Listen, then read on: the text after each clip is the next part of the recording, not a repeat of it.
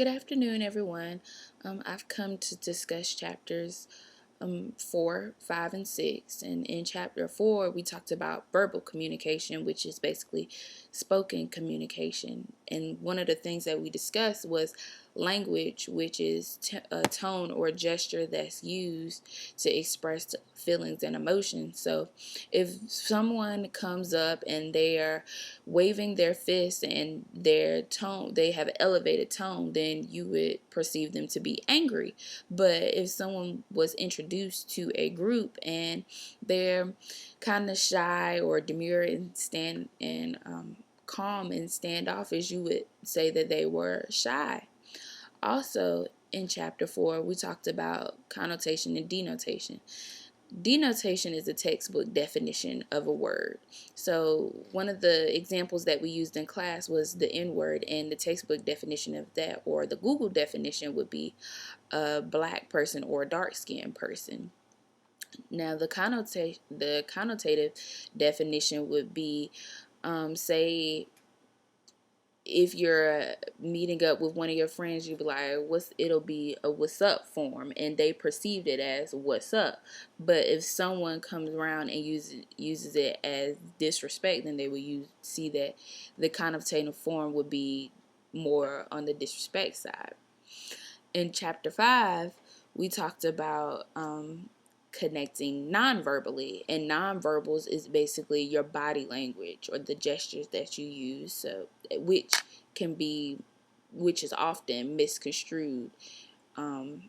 So for example, if someone is at a pie eating contest and they are eating a pie and it comes off to be a little bitter, but it's still a good piece of pie, then their facial or their body language could say that, it took me off guard and I basically didn't like it. Their facial expressions could say it, but in reality, the first thing they tasted was bitter, but after that sensation is gone, then they can get to how good the pie is. That's an example of body language.